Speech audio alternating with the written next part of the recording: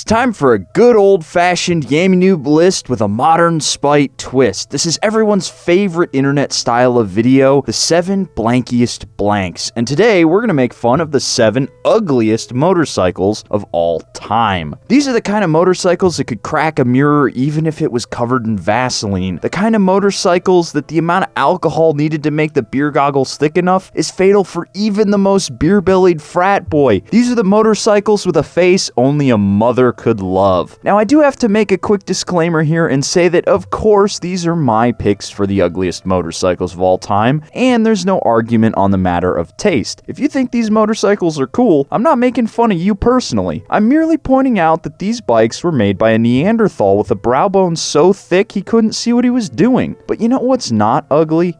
Our brand new giveaway bike. I can't actually tell you what it is yet, but we've got an amazing reveal video coming out tomorrow that you should definitely check out because it's one of the best videos we've shot all year. I can give you a hint though. It's got 2 wheels, an engine, and a throttle. If you're absolutely dying to find out what it is early, you can head over to yammynoob.co and join the Discord. All those folks found out about the new giveaway bike weeks ago and they've already seen some videos about it. But lest I forget, we've also got 6 other motorcycles we're giving away. We've got the Groms, we've got the Svart, we've got the SV650, the MT-03, and the greatest motorcycle ever made, the Sportster Iron 883. If you head over to yammynoob.co, you can get entered for free or sign up to support the giveaways and earn extra entries to win. Seriously, these bikes are going to show up at somebody's driveway. Why not have it be yours? Click that dang link already. Now let's dive right in with number 7, the Victory Vision. Starting us off today is the Victory Vision, the Goldwing you have at home, the great value Goldwing. It's what happens when an American cruiser company copies Honda's homework and doesn't even bother to change the answers at all. The bike features a massive fixed-wing fairing that looks like a single piece from the rider's seat all the way down to the bottom of the bike. Then Victory just slapped the ass end of a Goldwing on it and called it a day. Oh, but wait, it's air-cooled, so we can't cover the whole thing in plastic, so let's just leave a gaping hole over the engine.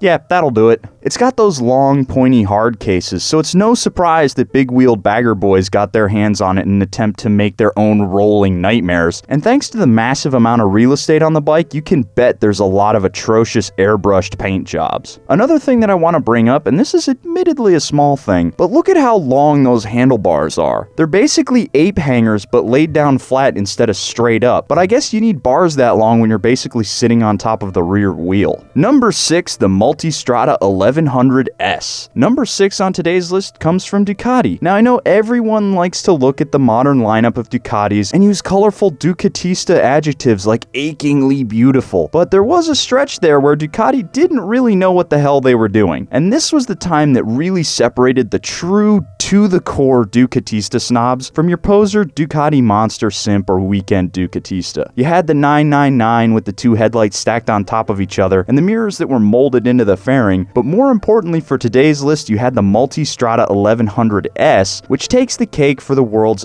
ugliest Ducati. Now, admittedly, a lot of this bike looks nice, from the single-sided swing arm to the exposed trellis frames, but the fairings are some of the worst Ducatis ever produced. The headlight and the windscreen assembly looks like a head sitting on top of some fat-necked double-chin couch potato, and the twin undertail exhaust looks dated even though this was the modus operandi for fancy bikes in '08. Also, that single alien eye looking headlight looks fine when it's on a Gixxer because we already know they're ugly, but come on Ducati, you could have done better. And this is where I enter the point where I start nitpicking, but come on, an adventure bike with no skid plate? I think Luigi didn't have his espresso before he finished the first tester bike. But hey, no one actually takes their adventure bikes off-road, right? Number 5, the Suzuki Hayabusa. Yep, I gotta do it to him. Number 5 is the motherfucking Suzuki Hayabusa.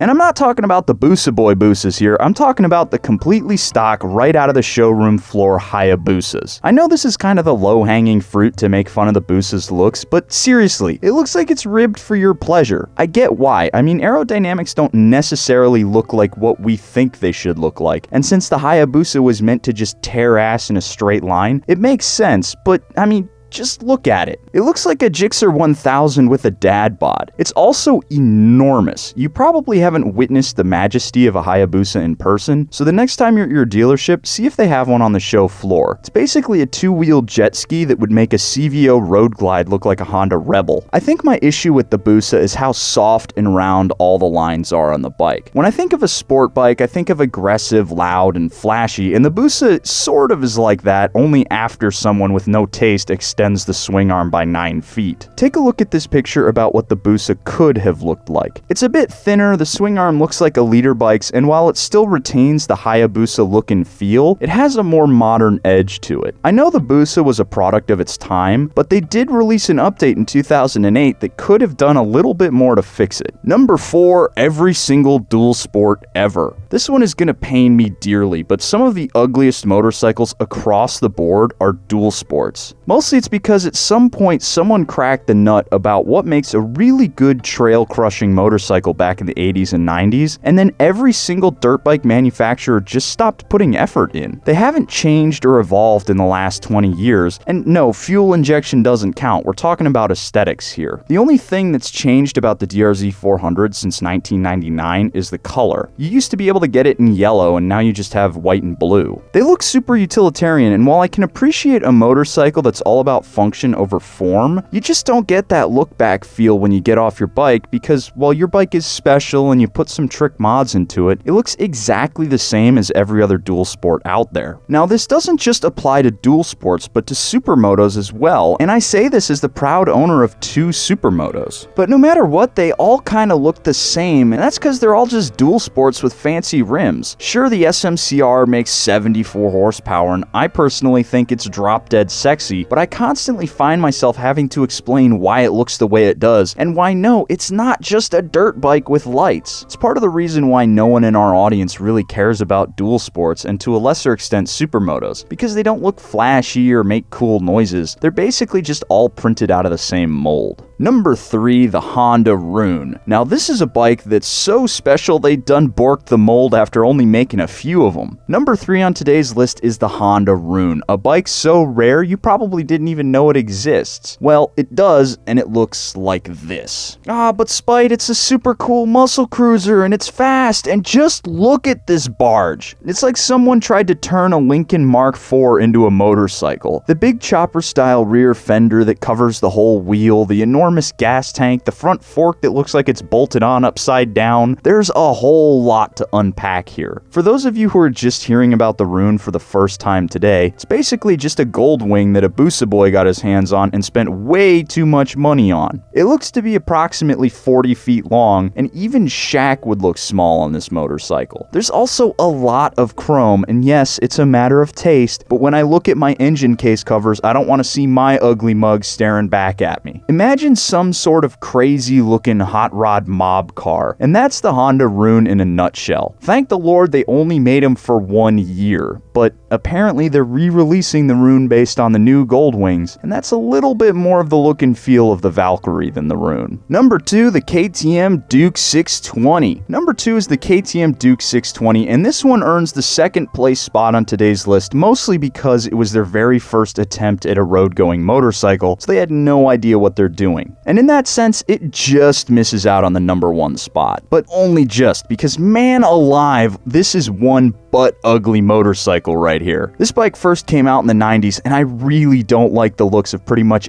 any 1990s era motorcycle, but this one is special. It looks like they said, let's make a naked bike that looks like a dual sport and give it bug eyes. And well, they definitely achieved that praying mantis look, but at what cost? The all black colorway is ever so slightly better than the yellow and black or gold and black because it's a little bit more subtle in its ugliness. I think the thing that ruins the whole look, or at least makes it super confusing to my modern brain, was their choice to go with a low front fender that looks like a sport bike fender. This bike was kind of meant to be a supermoto style motorcycle, and all those have high front fenders like dual sports, so the headlight assembly looks kinda unfinished. It draws my eyes to the big gap between the headlight and the tire, which is just filled with a fairly plain looking set of forks. But again, this was KTM's first street bike, so while they absolutely shanked this one, I can excuse it just a little bit. bit. At least they didn't have the plague doctor nose of their later supermotos. Number 1, the Harley Davidson Pan America. Harley Davidson, what the hell? Yes, I'm addressing literally the entire corporation as a single entity here, but what the hell is going on in your air-cooled brains? What kind of buck-toothed robo-chipmunk motorcycle is this? You had a huge opportunity to break into the middleweight marketplace with the Bronx, but no! You had to try and fleece another $30,000 out of some dentist who wants to feel like a rebel, but also wants to go on weekend rides to Starbucks with his buddy on GS's and pooped out the Pan America. This looks like what happens when you take a 2x4 and smash it with a hammer in some sort of Kyle-esque "take that, dad" moment. It's a perfectly rectangular adventure bike with a perfectly flat seat and a skid plate wide enough to be a diving board, and again with the headlight. What the actual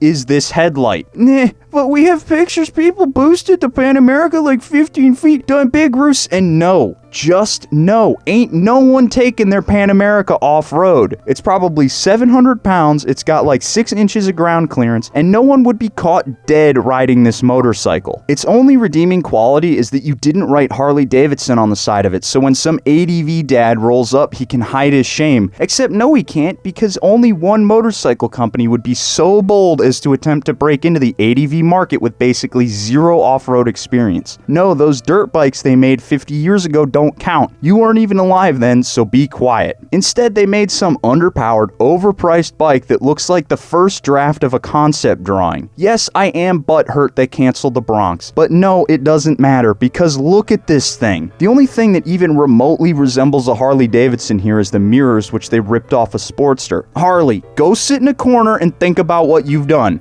You're grounded, mister. Oh, didn't see you there. Why don't you watch this video right over here while you're at it, because this one's over actually. There's nothing left to see, but if you click this one right here, you could keep watching your sweet Papa Yam on video, here on the internet, on YouTube. Click the video. Do it.